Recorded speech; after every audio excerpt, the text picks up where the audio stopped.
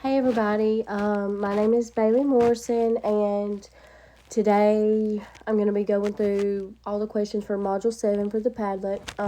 For the first question, or the first thing to do, choose one adjustment from the marital adjustments. I chose conflict and problem solving, probably because what stuck out the most to me when my husband and I were going and talking to our preacher before our wedding. Basically, it's like not a marriage like counseling, but like a I don't know what you would call it, a pre-marriage like warning tips like handbook. And the main thing that stuck out to me that he said was learning how to argue. And truly, I mean, we've touched on this before in previous chapters, but truly that's one of the things that holds the most true in our marriage is learning how to argue. We're still learning to this day, but I think it's one of the most difficult things. But I think if you do it early, it'll really help to kind of nip bad habits in the bud. Sorry, I am all over the place. I'm trying to be coherent with my thoughts, but I'm a little all over the place. Watch the video. I do not want children. Stop telling me. I'll change my mind. Blah blah blah. One thing that really stuck out to me was when she said they're supposed to want to, implying women are supposed to want to have children, they're supposed to want to be mothers, and also that it's selfish. I didn't want kids, and even now that I have a child, which I love truly, I'm so happy I have him, but that does not change the fact that he was not planned, and I did not want kids prior to that.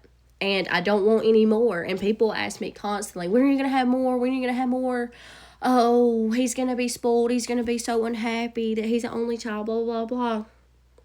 He will be fine. It's not about you.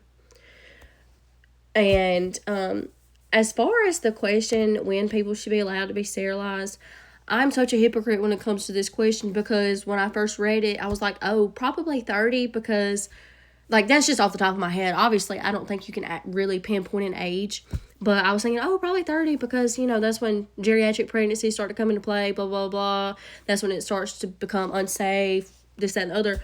But I would get a full hysterectomy right now. I would get my tubes tied right now if somebody would let me, but they will not. So, I'm a little bit of a hypocrite. I'm sorry. The third thing, after the video and article about spanking, tell me one thing that you learned about spanking. It really shocked me to learn how much stress it can cause somebody. Which, now, granted, I understand that when taken to the extreme, yes, that does not surprise me that it would stress somebody out. But, like a spanking here and there, and an alternative that was recommended is just telling them no. My personal experience, I don't know if I'm allowed to say this, but I have a hellion. And I truly wanted to be a gentle parent. I try to sit him down, Harden, we don't do this, baby. This is wrong, blah, blah, blah. Sometimes, if the situation warrants it, I'll try to do like cause and effect. He's only 2, so I understand that he understands a lot more than probably people without children would think that he would understand. I don't know. So I do try to explain things to him and tell him no and this, that, and the other. I try words first. I try, just let him figure stuff out for his own. Like, oh, if you touch that, it's hot. To an extent. I'm not going to let him, like, genuinely hurt himself. But if he touches something that's warm, and I've already told you 3 times, to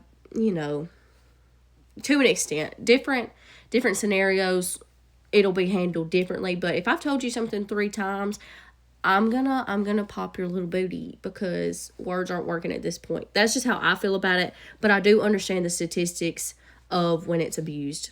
Last thing is list one thing from the textbook or PDF about philosophies. I think the biggest thing that's come into play as far as parenting with my husband and I has been the life circumstances. He grew up much differently than I did. I think I've touched on this in previous videos. He grew up in a 2-parent household. Both parents were there. It was healthy for the most part. I mean, they had arguments every now and then, but nothing crazy.